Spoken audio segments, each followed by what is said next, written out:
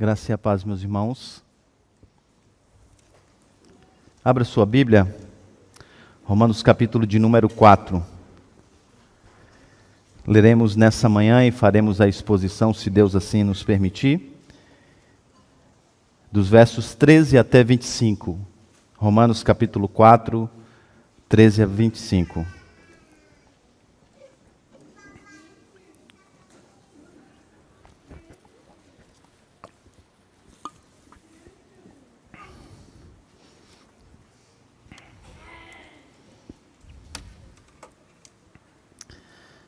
Eu vou ler, eu peço para os irmãos acompanharem.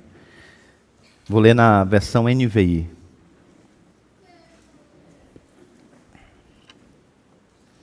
Não foi mediante a lei que Abraão e a sua descendência receberam a promessa que ele seria herdeiro do mundo, mas mediante a justiça que vem pela fé, que vem da fé.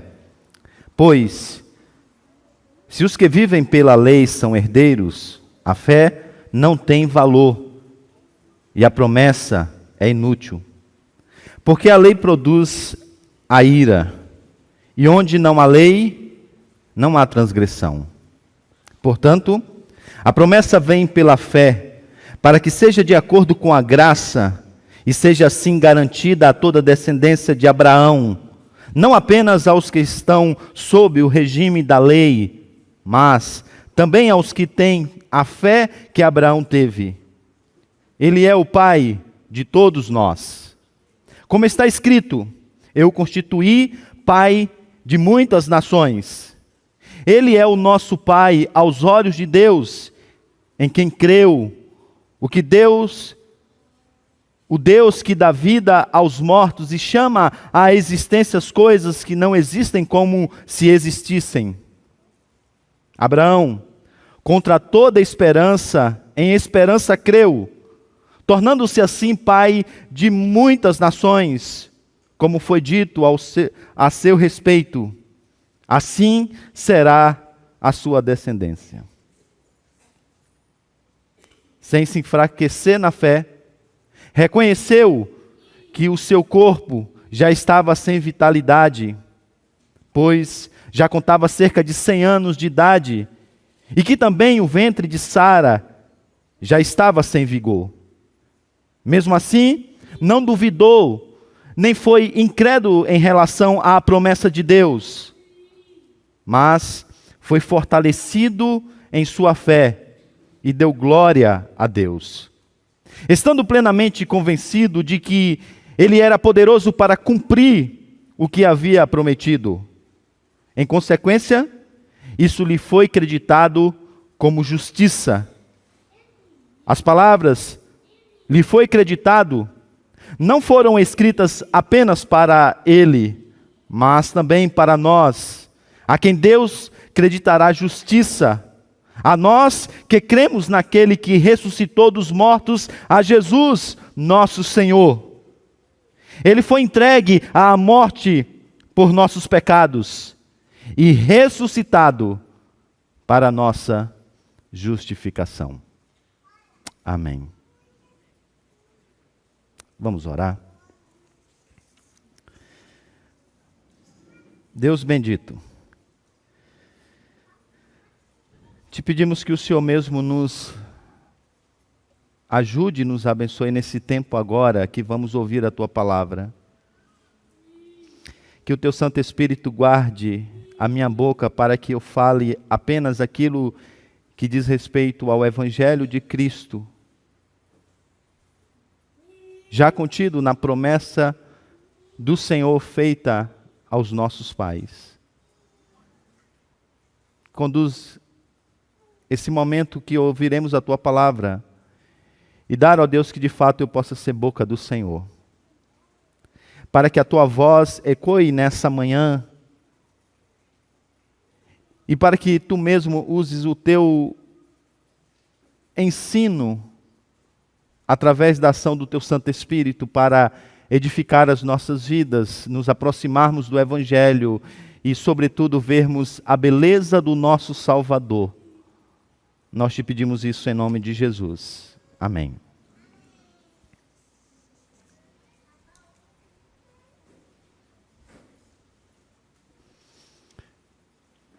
Em 1620, um navio inglês partiu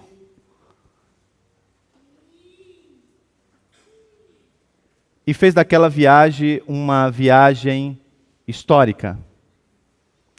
Dentro dele estava 102 passageiros, na sua maioria puritanos, que fugiam de uma perseguição e que rumavam em busca de uma sociedade mais justa, marcada pela paz, pela alegria, em que eles pudessem viver uma vida e uma fé biblicamente orientada, buscando a liberdade de adorar ao Senhor, nessa nova sociedade, a quem eles chamavam de o Novo Mundo. O Novo Mundo. Eles chegaram ao Novo Mundo, viveram esse reino marcado pela justiça, alegria e paz. Bem, a resposta dessa jornada, eu vou dizer a você no final. Por ora, basta dizer que essa esperança de viver em um mundo melhor, de termos uma sociedade marcada pela justiça, pela alegria e pela paz, é uma esperança que está no coração de todo ser humano. Queremos viver em um mundo melhor. Alguns dizem até mesmo que nós podemos construir esse mundo melhor. A verdade é que todos nós ansiamos por um mundo melhor. Os judeus não eram diferentes. Eles aguardavam esse novo mundo apresentado no Antigo Testamento através das promessas do Senhor. Aquilo que a Escritura chama de novo céu e uma nova terra.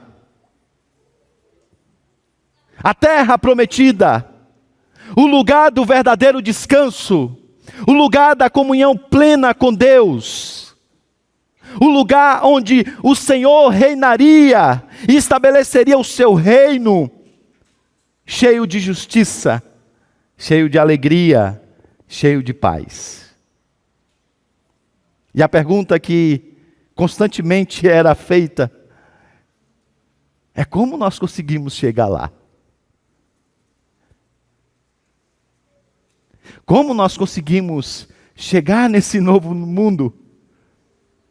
Essa é a pergunta, por exemplo, que passa por alguns evangelistas.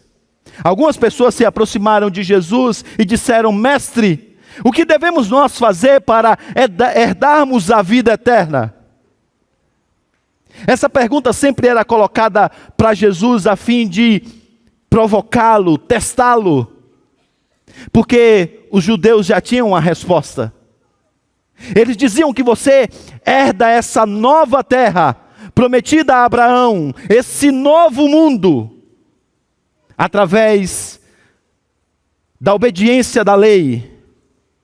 Se você tem o sinal da aliança, que é a circuncisão, se você faz parte dessa nação que recebeu a promessa, ou ainda, se você se submete e obedece à lei. Essas coisas já foram tratadas pelo apóstolo Paulo nos primeiros 12 versos do capítulo que nós ora lemos. Mas aqui agora está Paulo. Mais uma vez ele vai usar Abraão como uma ilustração para defender o seu ponto. E aqui está Paulo para nos dizer que a promessa do novo mundo sempre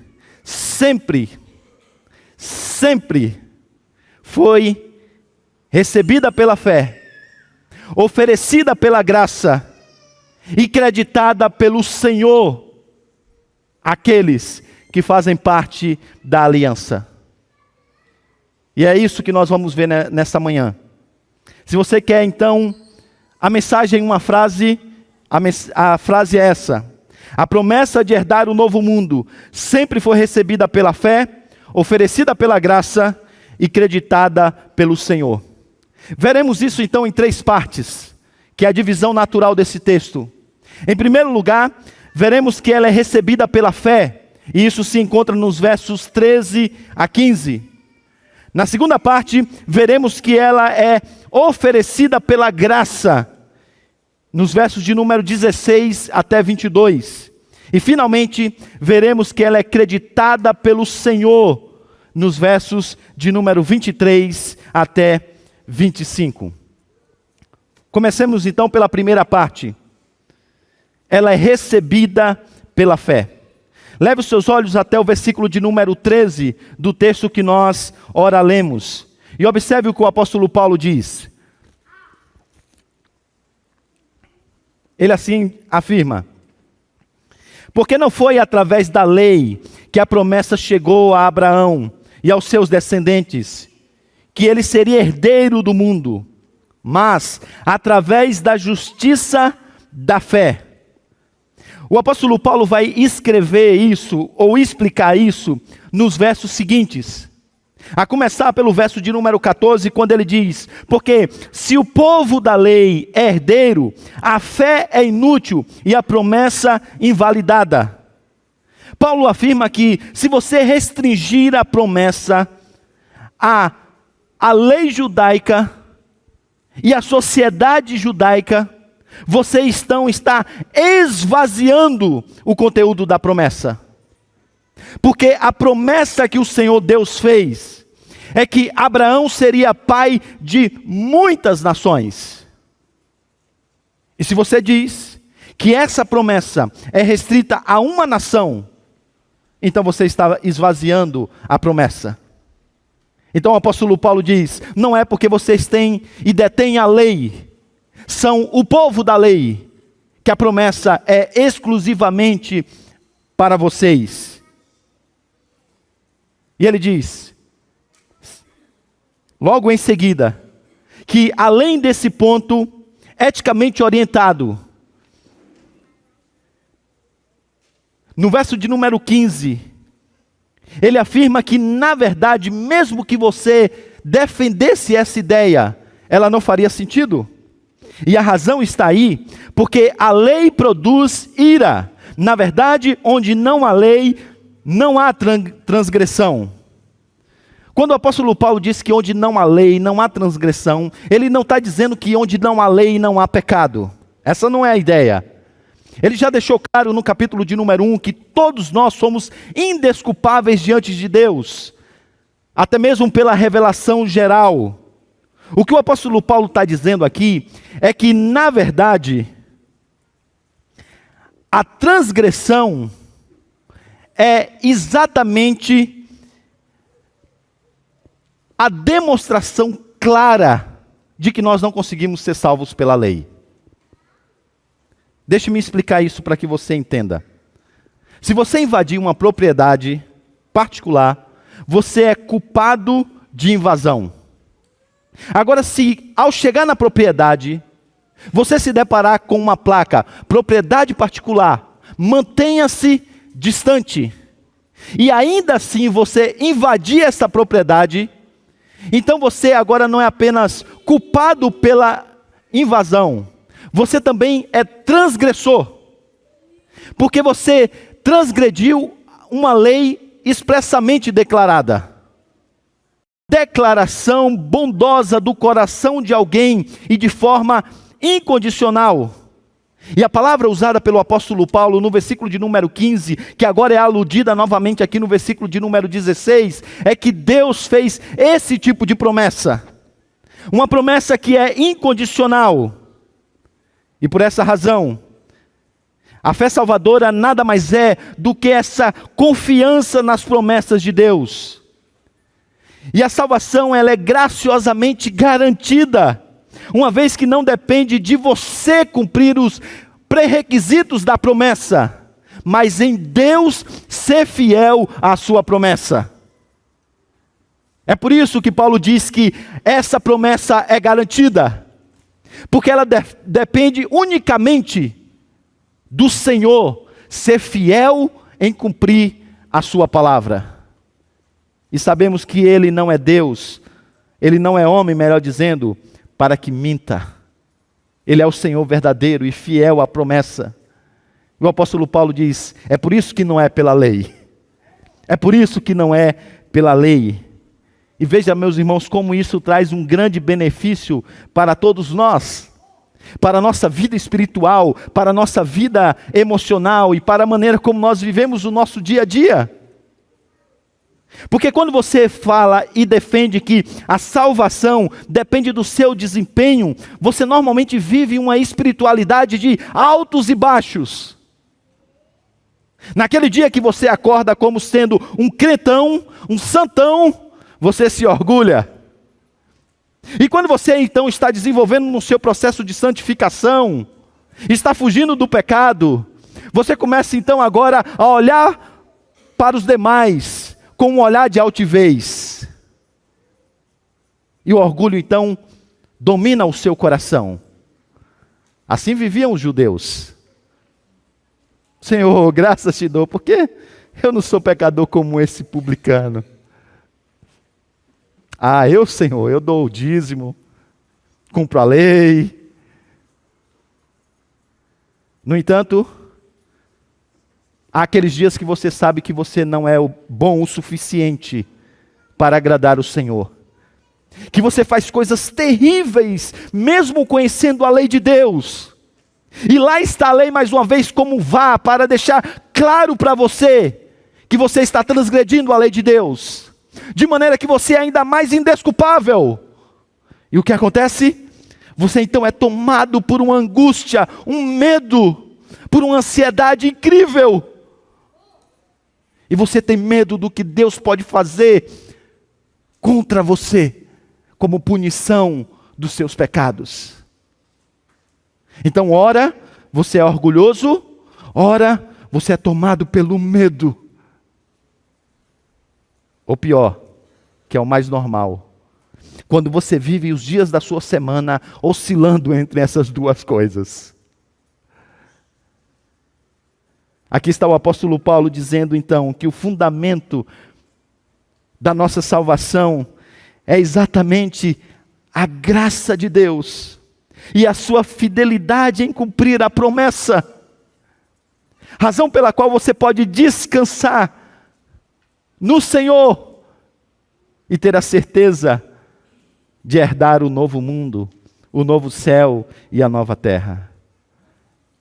E se você então confia e descansa nessa promessa, você não precisará da aprovação de outros, você não precisará vivendo esses altos e baixos dos seus sentimentos.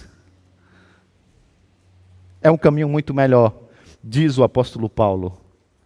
Mas veja vocês que ele continua agora no versículo de número 17, dizendo que Ele é o nosso Pai aos olhos de Deus, em quem creu, o Deus que dá vida aos mortos, chama à existência as coisas como se não existissem, que não existem como se existissem. Aqui agora há uma referência à habilidade do Senhor, o poder do Senhor, em restaurar as habilidades da procriação que estavam mortas, tanto em Abraão como em Sara, para que a sua promessa pudesse ser cumprida. Nós sabemos pela história que, na verdade, o que aconteceu com esse casal foi um verdadeiro milagre vivificante.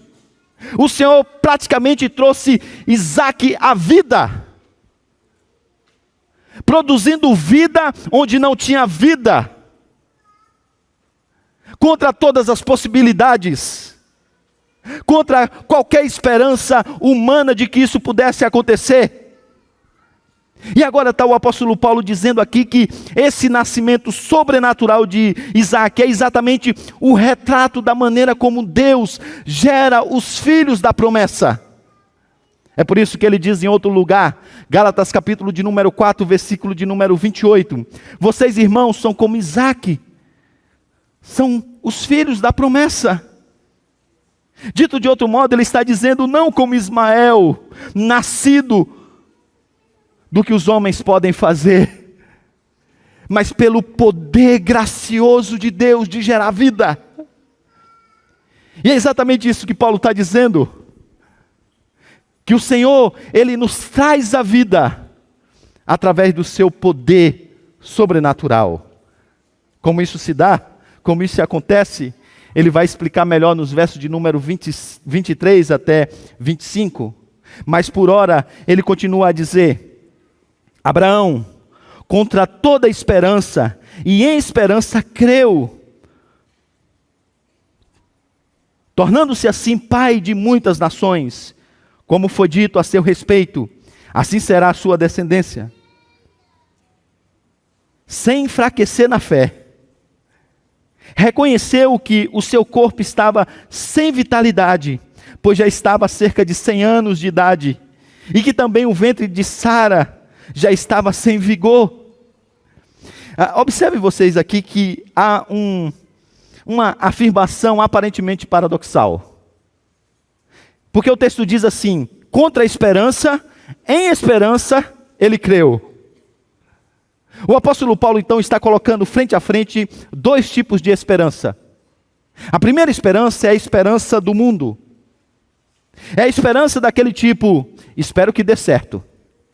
Sabe quando você olha para as circunstâncias, analisa os dados e vê as probabilidades e diz: não, nós podemos seguir por esse caminho, porque há uma chance que dará certo. Mas você não tem essa convicção de que de fato dará certo. Por isso que você crê e espera do tipo: eu espero que dê certo. Eu vou abrir uma empresa. Você estudou o mercado, você viu todos os cenários, mas você não sabe o que vai acontecer com o negócio, mas você tem a esperança de que dará certo. Eu espero que dará certo. Mas observe vocês que esse tipo de esperança não cabe aqui. Porque seria normal, gente, que um casal consciente, um com quase 100 anos de idade, o outro, a mulher que já passou de 90, olhando então à sua volta, olhando para o seu próprio corpo, olhando para a realidade à sua volta, conclua que é impossível que isso aconteça. Imagine então ele indo no médico, se lá existisse, perguntando: olha, nós queremos engravidar. Quais são as probabilidades? O médico olharia para eles e diria: olha, não sei nem como é que eu posso dizer isso para você.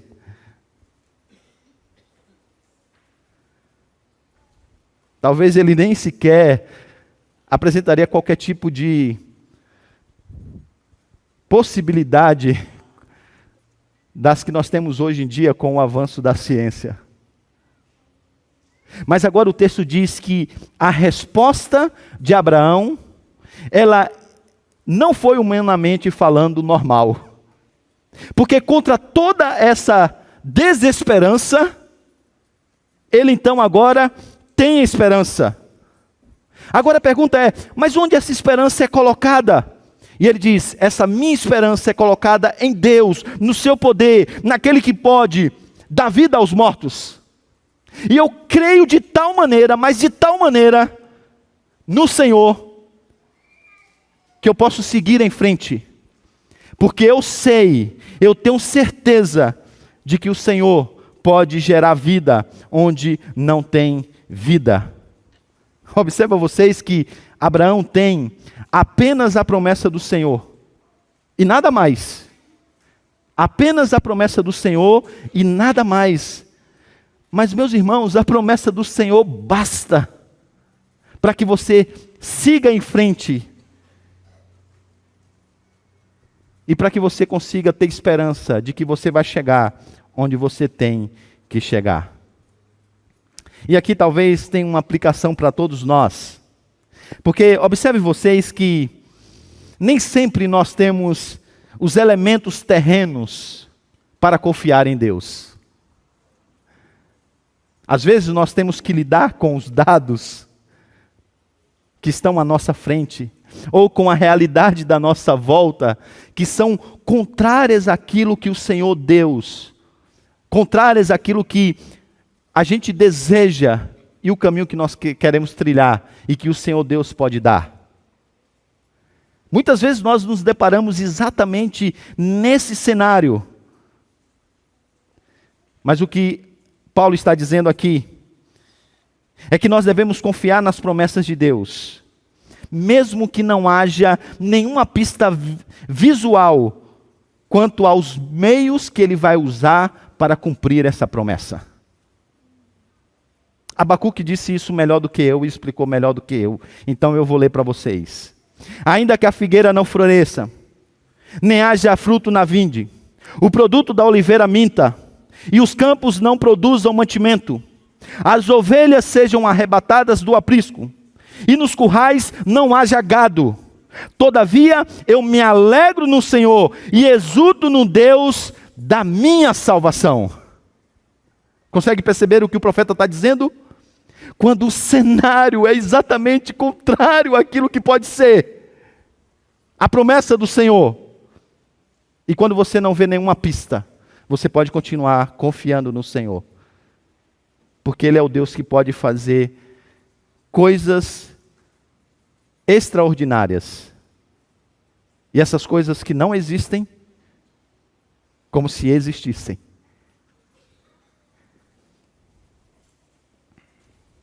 Mas a pergunta aqui que talvez a gente tenha que fazer é: mas o que faz então Abraão e Abacuque terem uma fé tão robusta? Nem sempre foi assim, né? Se você conhece a história desses dois homens de Deus, você sabe que nem sempre foi assim. Mas leia a história de Abraão, leia a profecia de Abacuque, que você vai perceber que quanto mais Deus se revelava a eles, mais a fé aumentava. Deus apareceu e falou com Abraão algumas vezes, reafirmando a sua promessa, falando com ele. E quando isso acontecia, a sua fé então era reanimada. Quer uma coisa então prática para você? Faça o que Paulo está fazendo exatamente nesse texto. Isto é, medite na palavra de Deus, essa palavra que registra essa fidelidade do Senhor ao seu povo do passado, aos nossos pais da fé. E se fortaleça nesse conhecimento de Deus. Porque como disse Paulo em outro lugar, a fé vem pelo ouvir, e o ouvir a palavra de Deus. Sabe por que nós não temos tanta fé? Porque a gente não conhece como deveria o nosso Deus. Quanto mais esses homens conheciam de Deus, mais eles viam que Deus era capaz de fazer aquilo que Ele tinha prometido. Quanto mais eles se deparavam com essas manifestações extraordinárias do poder de Deus, mais eles estavam convictos do Deus que eles serviam. A nossa incredulidade, meus irmãos, é porque nós não conhecemos profundamente quem é Deus. Profundamente quem é Deus. Mas observe vocês que Paulo continua, e agora chegamos no versículo de número 20. E o apóstolo Paulo diz que, mesmo assim, não duvidou, nem foi incrédulo em relação à promessa de Deus, mas foi fortalecido em sua fé e deu glória a Deus. Algumas coisas aqui são impressionantes nesse verso.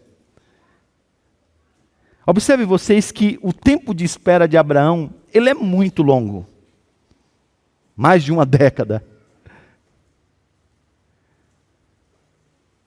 Então, o que Paulo está lembrando aqui é que ele viveu com essa fé por muito tempo. Muito tempo, muito tempo. Então, deixe-me ilustrar isso para você através de uma realidade que é mais próxima de nós. Imagine que você, então, foi diagnosticado com uma doença grave. Uma coisa é você ter fé e acreditar que o Senhor pode te curar na primeira semana. Uma coisa é ter essa fé no primeiro mês. Agora, pense você em manter essa fé sem duvidar, e a palavra no original, sem duvidar, é sem o seu coração estar dividido. O seu coração está em uma única coisa. Imagine você agora ter essa fé sem duvidar, por um longo tempo, no caso de Abraão, vários anos, sem duvidar. E mais do que isso, o texto diz que mesmo todas essas coisas parecendo contrárias, tá? Porque quanto mais o tempo passa, mais difícil é para se ter o filho da promessa.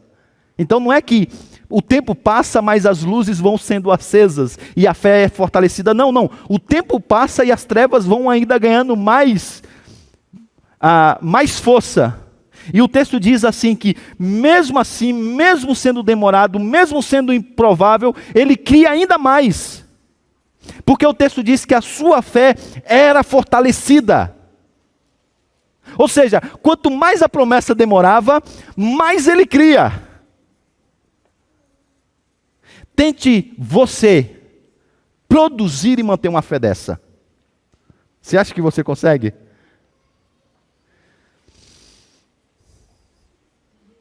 Sabe por que não? Porque essa fé, ela só pode ser dada e sustentada pelo Senhor. É por isso que aqui no português nem sempre isso é percebido, mas no original isso é destacado através da voz que o apóstolo Paulo coloca os verbos. Veja você aí novamente no texto. Assim, não duvidou, nem foi incrédulo em relação à promessa de Deus, mas foi fortalecido. Não é que ele se fortaleceu. Não. O que o apóstolo Paulo está dizendo nesse verso, e faz isso em vários verbos, é dizendo que ele foi fortalecido. Ele é passivo nessa ação. E por que ele é passivo nessa ação? Porque há um Deus que está sustentando e fortalecendo essa fé de Abraão. Qual é o objetivo? Mais uma vez, aquela velha máxima de que não é o povo de Deus que leva a promessa de Deus adiante. Ao contrário, é Deus que, por causa da sua promessa, leva o seu povo adiante. É por isso que o apóstolo Paulo, então, agora coloca o aspecto da graça. Porque essa fé robusta de Abraão não nasceu do seu coração por ele mesmo. E nem foi sustentada pelas suas próprias forças.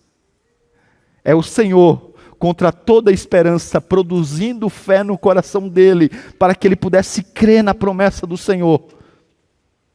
É o Senhor, quando ele fraquejava, se revelando a ele, dando da sua graça, dando do seu cuidado para mostrar a ele que ele seria fiel à sua promessa.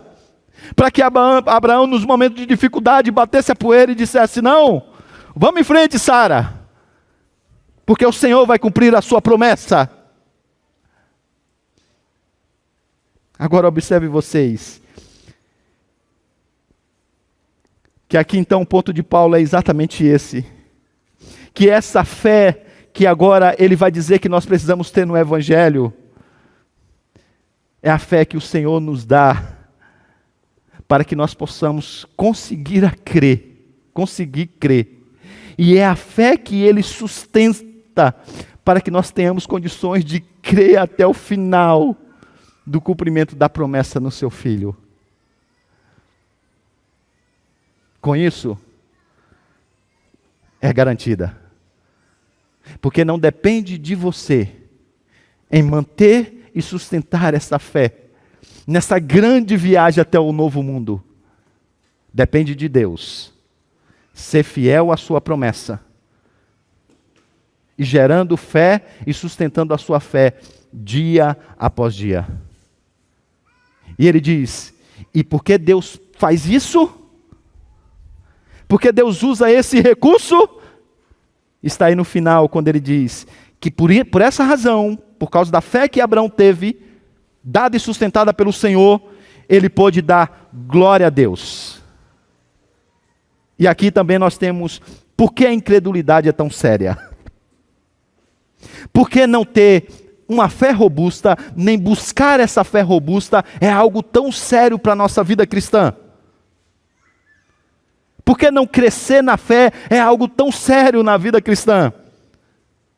Porque quando nós não temos fé, nós roubamos a glória de Deus. Quando você é incrédulo, você rouba a glória de Deus. E por que fazemos isso? Porque quando nós não acreditamos em Deus, nós estamos acreditando em nós mesmos.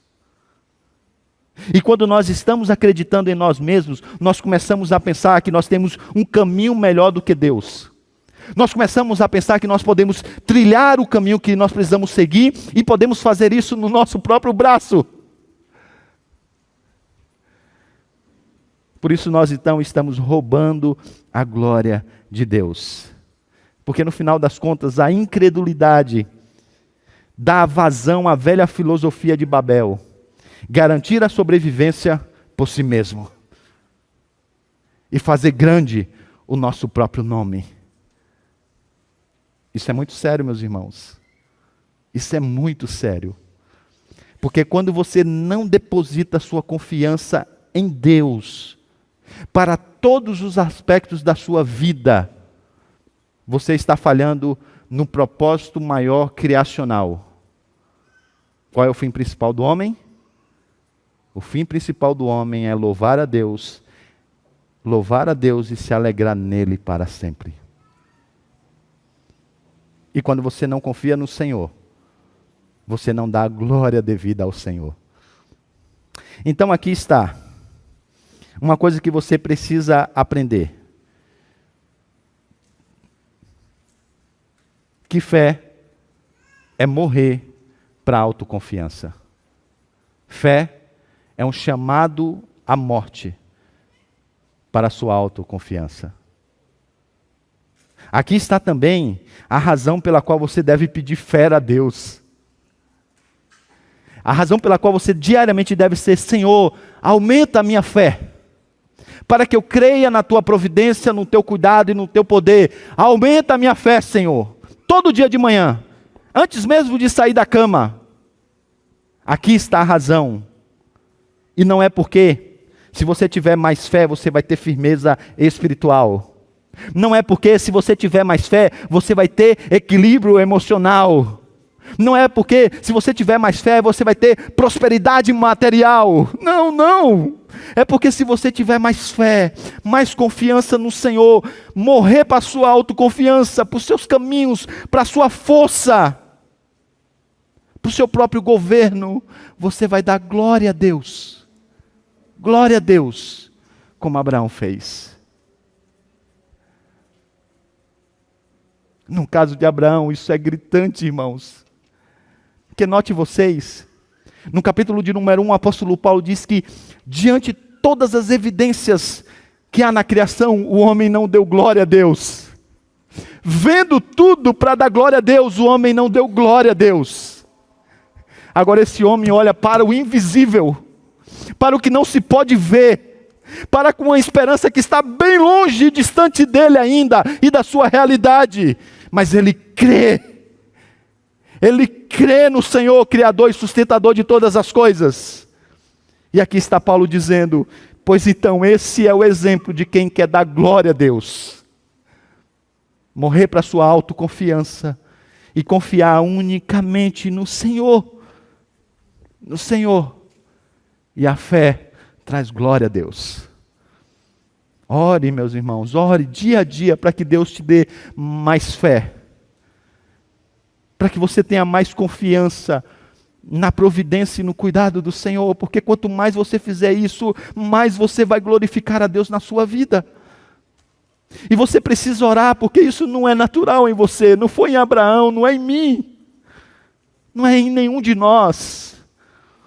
Naturalmente nós tendemos à autoconfiança, mas o Senhor pode produzir isso em você. Ele produziu em Abraão e Ele pode produzir isso em você. Creia nisso. Comece por crer nisso. Essa foi uma das coisas que mais eu aprendi essa semana. Estudando esse texto, eu vi o quanto que Deus é poderoso. E o quanto que então Deus pode cumprir e terminar a obra que Ele está fazendo em mim, na pessoa do seu filho. Se Deus levou Abraão, esse homem falho, até o fim para cumprir os seus propósitos, pensava eu, Deus pode levar a mim também. Eu posso ser o que Deus me chamou a ser e fazer o que Deus me chamou a fazer. Não porque eu tenho força para isso, mas porque Deus pode sustentar e guardar os meus pés vacilantes. Isso me fez acordar de manhã com muito mais ânimo, dia após dia, a orar e lutar por alguns pecados, por algumas lutas, crendo, Senhor, o Senhor gerou vida onde havia morte. Gera vida, vida plena na pessoa de Cristo em mim. Essa é a oração que você deve fazer dia após dia, e o Senhor pode fazer isso. Pode fazer isso. Versículo de número 21 e 22, Paulo continua dizendo que, estando então plenamente convencido de que era poderoso para cumprir o que havia prometido, em consequência isso lhe foi creditado como justiça. Percebem agora aqui o que o Paulo está dizendo? A promessa foi oferecida a Abraão, baseada nos seus méritos, Deus baseando-se nos méritos de Abraão, na circuncisão, no fato dele ser israelita, no fato dele cumprir e obedecer à lei. Não. Isso foi creditado para a sua justiça, por meio da fé. É a fé que o faz herdeiro de Deus e co-herdeiro em Cristo Jesus. Então não é em outra coisa a não ser nessa confiança da promessa. Essa promessa graciosa de que Deus salvaria o mundo através do seu descendente. E era exatamente isso que os israelitas tinham esquecido. Que as bênçãos de Deus, elas não vêm e não são conquistadas pelos nossos méritos ou pela nossa filiação ao povo de Deus. Ao contrário de qualquer justiça própria, do nosso próprio status. Tudo isso que nós conquistamos, as bênçãos da promessa, elas vêm por causa da graça do Senhor. Graça essa que já estava presente na promessa. E isso nos leva então agora ao terceiro e último ponto. Quando o apóstolo Paulo diz assim nos versos 23 a 25. As palavras lhe foi creditada, não foram escritas apenas para ele, mas também para nós, quem Deus creditará justiça. A nós que cremos naquele que ressuscitou dos mortos, a Jesus nosso Senhor. Ele foi entregue à morte por nossos pecados e ressuscitou para a nossa justificação. Está agora o apóstolo Paulo dizendo que, na verdade, toda essa história e toda a maneira como Deus resolveu fazer o que fez, não foi apenas para o bem de Abraão e toda a sua família, mas quando Deus fez isso, Deus já pensava em você, se você é um eleito. Paulo está dizendo, isso foi escrito e feito dessa maneira, por causa de nós. Mas não pode chegar para nós assim tão diretamente. Por isso que ele disse que na verdade, e ele disse isso em outro lugar, que quando Deus fez essa promessa a Abraão, na verdade ele tinha em mente, antes de nós, o seu filho. Veja o que ele diz em Gálatas capítulo de número 3, versos 13 a 16. Cristo nos redimiu da maldição da lei quando se tornou maldição em nosso lugar. Pois está escrito: maldito todo aquele que for pendurado no madeiro. Isso para que em Cristo Jesus a bênção de Abraão chegasse também aos gentios, para que recebêssemos a promessa do Espírito mediante a fé. Irmãos, humanamente falando, ninguém pode anular um testamento depois de ratificado, nem acrescentar-lhe algo. Assim também as promessas foram feitas a Abraão e ao seu descendente. A Escritura não diz aos seus descendentes, como se falasse de muitos, mas ao seu descendente, dando a entender que se trata de um só, isto é, Cristo. O Senhor Deus sabia que de fato o seu filho seria aquele que cumpriria a aliança. Então ele fez uma aliança. E agora, o seu filho veio ao mundo para cumprir a aliança. Você sabe que a aliança no passado era feita através de partir os animais. A palavra aliança no hebraico traz a ideia de cortar. Cortava-se então 2 animais. E as pessoas que faziam a aliança passavam entre os animais. Era a maneira de assinar o contrato. E a mensagem era clara: se você não cumprir o que a gente está acordando aqui, esse pode ser o seu final. Ou melhor, esse será o seu final. Se você ler a promessa a qual Paulo está se referindo aqui, você vai perceber que Deus passou sozinho. Por quê? Porque Ele não estabelece apenas os termos da promessa. Ele também estabeleceria o pagamento necessário caso Abraão não cumprisse. E assim Ele fez, entregando a Cristo Jesus. Por isso que Paulo diz então que o nosso Senhor foi entregue à morte por nossos pecados, pelas nossas transgressões.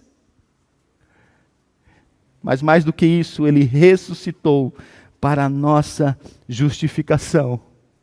E agora, tendo satisfeito a justiça de Deus, e sendo, como disse João, justo, Ele agora imputa essa justiça, acredita essa justiça em nós. Deus pega a justiça de Cristo na cruz e agora prega no nosso coração, de maneira que por meio de Cristo agora nós podemos finalmente desfrutar de todas as bênçãos da promessa. E como nós fazemos isso? Fazemos isso por meio da fé. E é isso que Paulo está dizendo.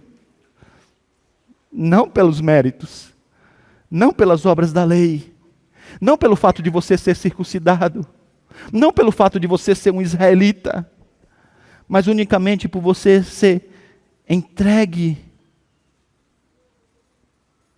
a Deus por meio de Cristo.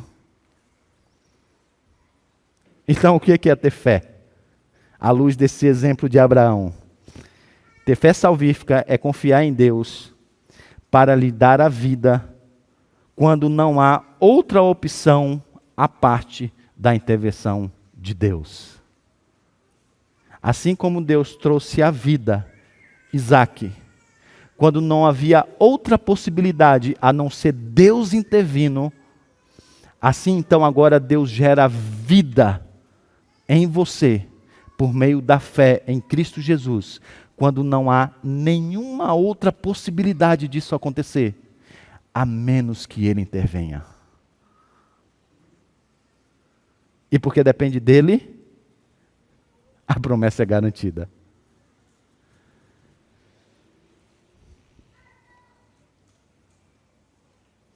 Lembram daqueles puritanos, lá do início da mensagem, que tinha um destino chamado Novo Mundo?